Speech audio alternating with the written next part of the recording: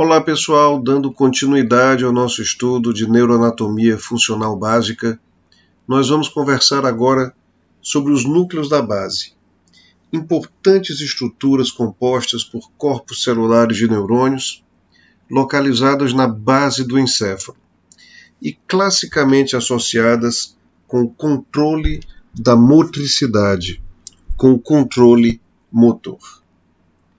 E a gente começa essa apresentação fazendo alusão a esse importante personagem da história das neurociências, James Parkinson, médico inglês do século XIX, que escreveu esse trabalho, Essay on the Shaking Palsy, ensaio sobre a paralisia agitante, sobre 6 casos semelhantes que ele tinha analisado.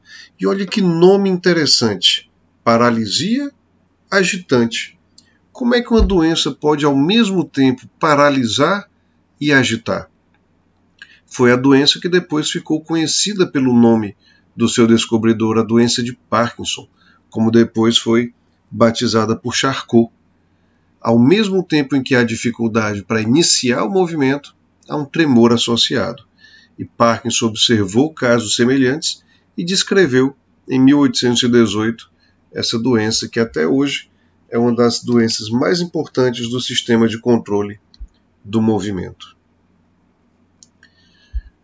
O estudante de neurociência, de neuroanatomia, ao longo do curso, eu tenho certeza que ele se pergunta: por que há tantas estruturas envolvidas no controle do movimento?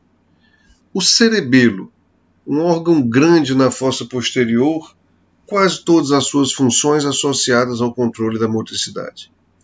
Núcleos da base, incluindo aí o núcleo caudado, o putamen, os globos pálidos medial, lateral, o núcleo rubro do mesencéfalo, também controle motor, a substância negra no mesencéfalo, os núcleos vestibulares do tronco cerebral, tudo isso relacionado ao controle motor, fora a parte cortical e o tálamo, que também são importantíssimos nesse aspecto. Ora, existe uma corrente científica que diz que, na verdade, o que mais diferencia o sistema nervoso do ser humano como mais evoluído em relação ao dos outros animais menos evoluídos é a capacidade de executar atos motores bem elaborados, delicados, sofisticados. Olha esse exemplo aqui. Muita gente fala que o que nos diferencia, em termos de sistema nervoso evoluído, é a cognição, é o raciocínio. Mas em termos de raciocínio, por exemplo, o maior enxadrista de todos os tempos, o maior jogador de xadrez de todos os tempos, Garry Kasparov, foi derrotado por um computador. A capacidade de fazer cálculos mentalmente. Qualquer máquina de calcular simples faz cálculo melhor do que a gente. Mas para executar um ato motor delicado, como o que a gente pode observar, essa rendeira do litoral cearense na figura de cima, ou a realização de uma sutura cirúrgica nessa figura de baixo, isso a máquina ainda está bem distante de ter a sofisticação que o sistema motor humano tem. Ah, mas eu tenho máquinas para fazer tecido, sim, mas as peças de roupas mais valorizadas, mais bem feitas, são aquelas feitas à mão. Na área cirúrgica, a robótica ainda está dando seus primeiros passos e sempre precisa da mão de um cirurgião por trás, guiando. Então veja o quanto o nosso sistema motor é sofisticado a ponto de executar atividades motoras difíceis, e por isso é que há tantas estruturas do controle do movimento no nosso sistema nervoso, que atuam em conjunto, modulando, integrando, controlando as nossas atividades motoras. Esse conjunto de estruturas classicamente é conhecido como sistema extrapiramidal. Em contraste com o sistema piramidal, que controla a motricidade voluntária, que na verdade executa a motricidade voluntária, vamos lembrar da área primária do córtex cerebral, da motricidade, no giro pré-central, vamos lembrar do trato córtico-espinhal, também chamado trato piramidal. Então, em contraste com o sistema piramidal, eu teria o sistema extrapiramidal, que faz parte do sistema motor, mas não é o sistema piramidal da motricidade direta voluntária, mas sim controla a ação, o que se passa no sistema motor direto voluntário. Essa nomenclatura, sistema extrapiramidal, algumas fontes, algumas obras na literatura vêm criticando e até deixando de usar, por motivos variados, para não deixar esse sistema com menos importância do que o sistema piramidal, ou então porque foram descobertas outras funções dos núcleos da base do cerebelo não relacionadas à motricidade. Ok, são alguns argumentos, mas eu pessoalmente considero uma nomenclatura bem didática. Sistema extrapiramidal é o sistema de controle do movimento, não do movimento direto da execução. Esse é o sistema piramidal, mas sim do controle do que acontece na motricidade para que os movimentos sejam executados de maneira adequada, na medida certa, na intensidade certa, com o tônus adequado. Então, por que nós estudamos os núcleos da base? Para compreender a base anatômica de doenças relacionadas a eles. Para compreender os núcleos da base como importantes componentes do sistema de controle dos movimentos. Então, nós vamos observar esses aspectos. Quem são os principais núcleos da base? De que circuitos participam? Quais são, portanto, suas funções?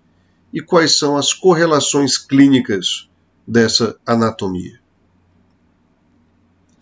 Então tem aí uma lista de núcleos da base. E alguns podem ser incluídos mais pela função, por exemplo, a substância negra não está na base do cérebro, está no mesencéfalo.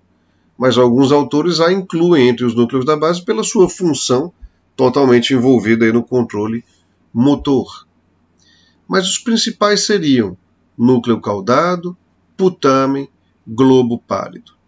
O corpo amidaloide, muito mais relacionado à questão do comportamento emocional, ele faz parte do sistema límbico, como nós muito bem estudamos na apresentação sobre o sistema límbico. O núcleo accumbens também faz parte do controle comportamental e ele é integrante do circuito de recompensa, de gratificação, do prazer. Núcleo basal de Meynert faz parte da via colinérgica e ele está lesado em casos de doença de Alzheimer. E o claustro, um núcleo aí de função ainda não muito bem estabelecida, mas que provavelmente faz parte do controle da integração de diversas funções corticais. Então, na verdade, quem são? Está aqui a lista, sendo os principais envolvidos no controle motor, o núcleo caudado, putamen e os globos pálidos lateral e medial. Aqui, em vermelho, para ficar bem claro, aliados aí também ao núcleo subtalâmico, que tem função também no controle motor. Tentando facilitar aqui para vocês, quando forem as fontes na literatura, vão encontrar algumas nomenclaturas que podem gerar dúvida. Então já estou facilitando aqui, no sentido de que a junção núcleo caudado, putamen e globo pálido, muitas vezes está na literatura designada como corpo estriado.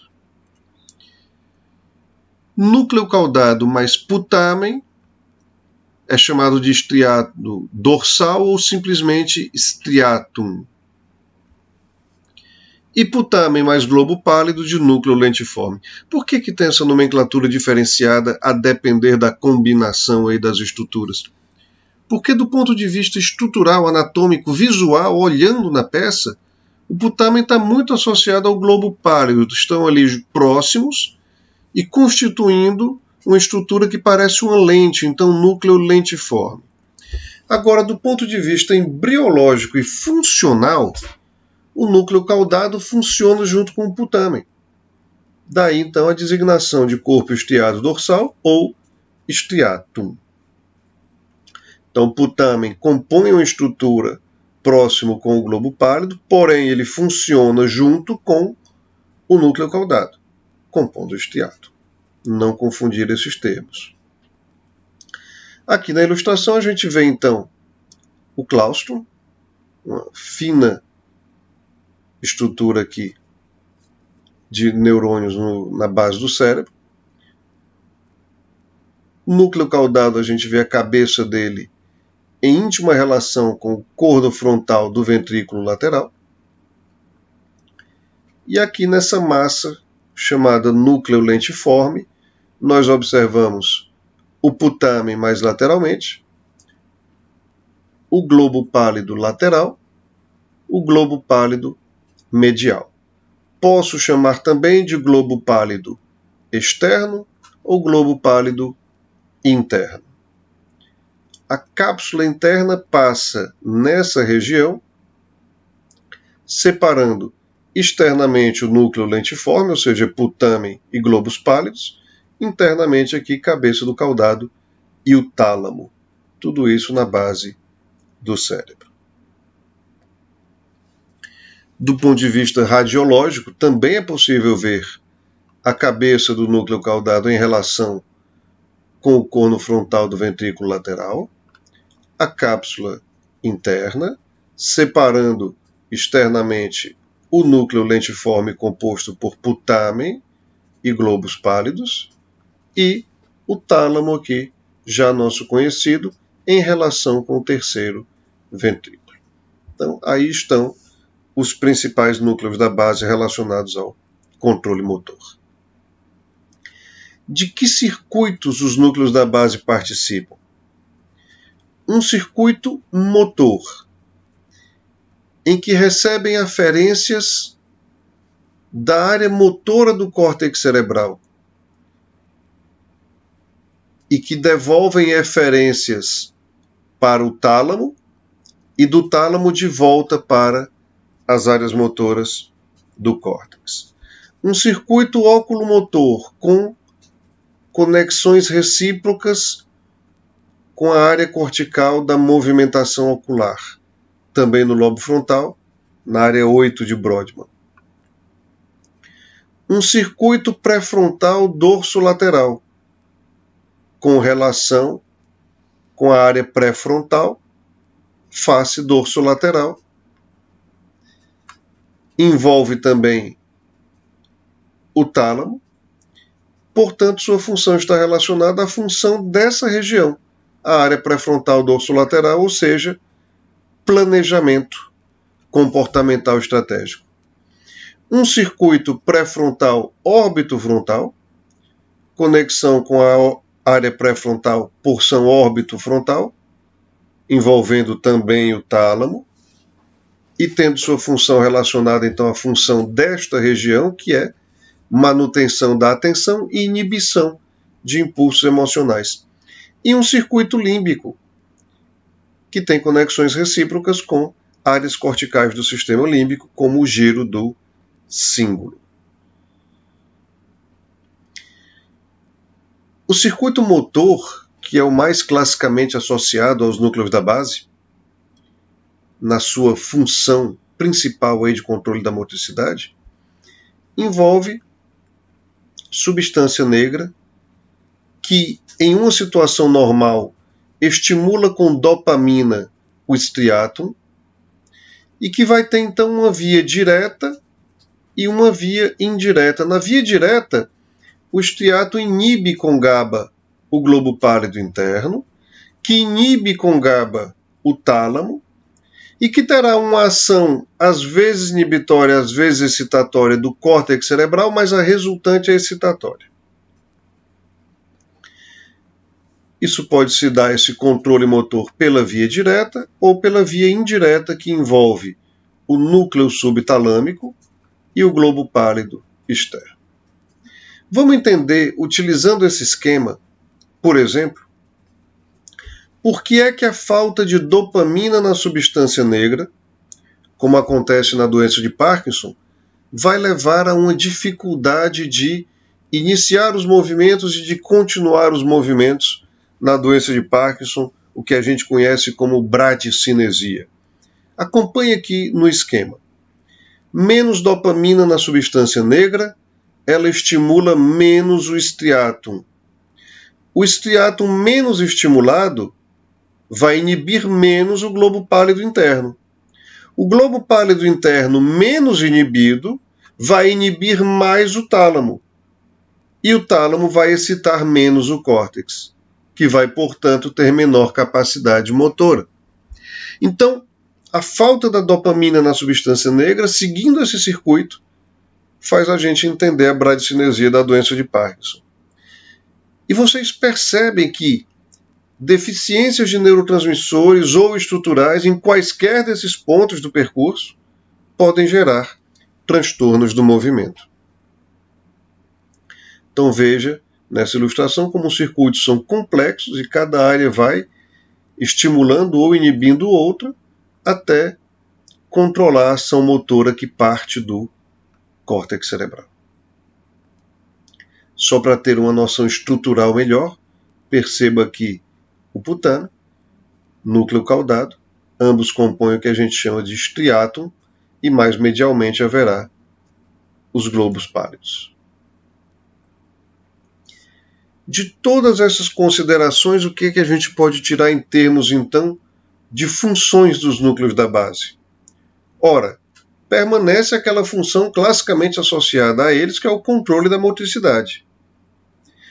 Porém, nos últimos anos vem ganhando destaque o controle também comportamental, associado aos circuitos que têm a ver com a área pré-frontal, tanto dorso lateral quanto órbito frontal, e também modulação emocional, que deriva do circuito límbico.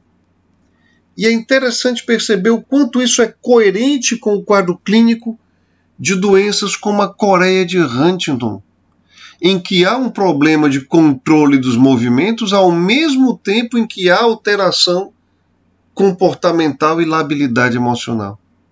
Então, estruturas que têm mais de uma função associada na complexidade que caracteriza o sistema nervoso. Nesse ponto é importante a gente caracterizar alguns dos transtornos dos movimentos mais comuns e definir alguns termos para que fique fácil a troca de informações de acordo com o caso de cada paciente.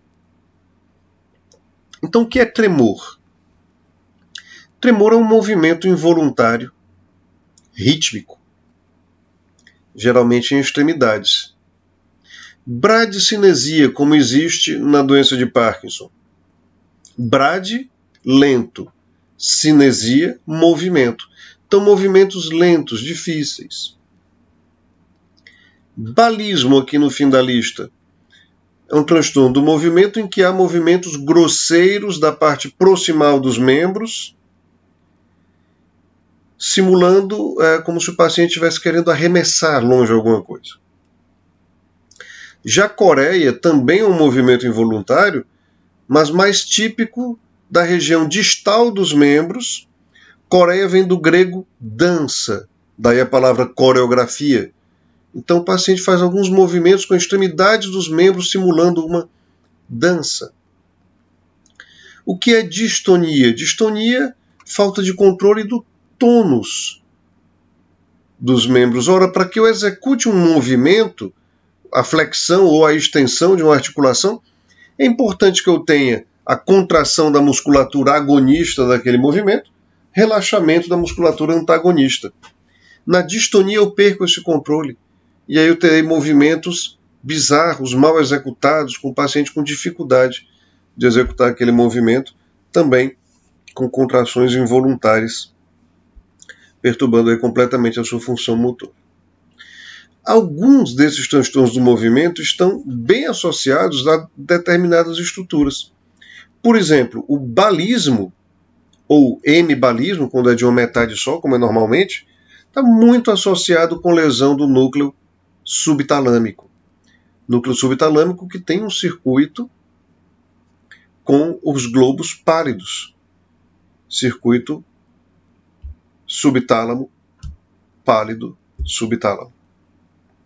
Então a lesão do núcleo subtalâmico dá balismo, é bem associado. Agora, os outros transtornos do movimento podem resultar da lesão de variadas estruturas. Por exemplo, o tremor da doença de Parkinson vem da depressão de dopamina na substância negra em decorrência de um processo degenerativo. Então nós comentamos sobre a doença de Parkinson.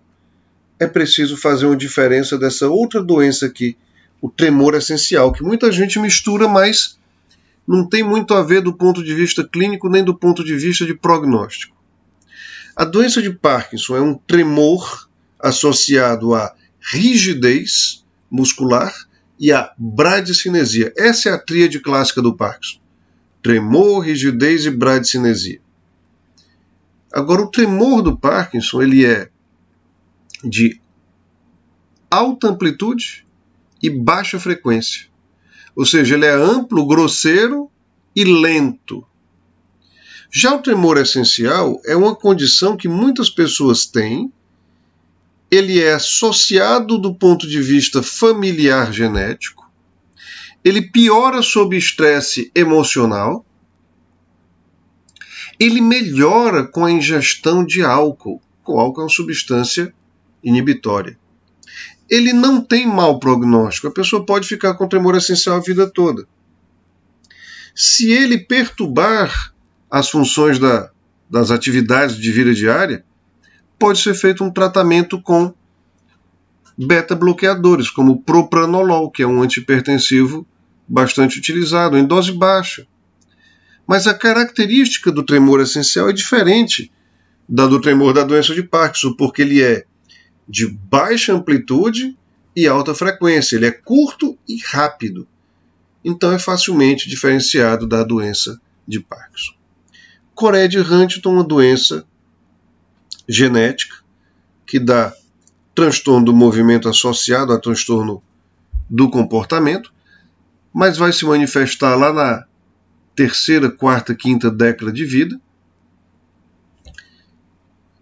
quando geralmente a pessoa já tem até prole definida, né? Então ele é transmitido às vezes de uma geração para outra, sem que a geração anterior saiba que terá a doença. Então, realmente difícil, e a evolução também tem mau prognóstico. Só complementando com algumas outras estruturas que também fazem parte do sistema de controle do movimento, mas não são núcleos da base, porque, por exemplo, estão no tronco cerebral, como essas aqui do mesencéfalo, olha só. O núcleo rubro, no tegmento do mesencéfalo, a substância negra que vai estimular o striatum com dopamina.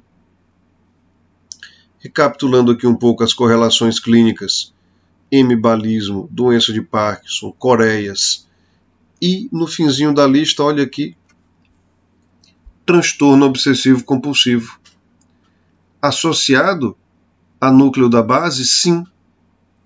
Tanto que o tratamento dessa condição, que envolve a pessoa ter ansiedade, voltar para checar várias vezes se executou um ato, como por exemplo, fechar a porta de casa, fechar uma torneira de uma pia, tanto que o tratamento do toque pode, em casos extremos, ser feito com uma cirurgia estereotáxica na região dos núcleos da base. Então já foi observado que em transtorno obsessivo compulsivo, algumas regiões específicas dos núcleos da base estão envolvidas. E isso é coerente com os circuitos que a gente observou também em relação ao sistema límbico. Então, pessoal, esses eram alguns aspectos importantes a considerar sobre os núcleos da base. Espero que tenham aproveitado. Recomendamos a leitura dos livros-textos e ficamos à disposição aí em todos esses canais para conversar, tirar dúvidas, debater sobre os assuntos que a gente conversou agora. Bom prosseguimento dos estudos e até a próxima oportunidade.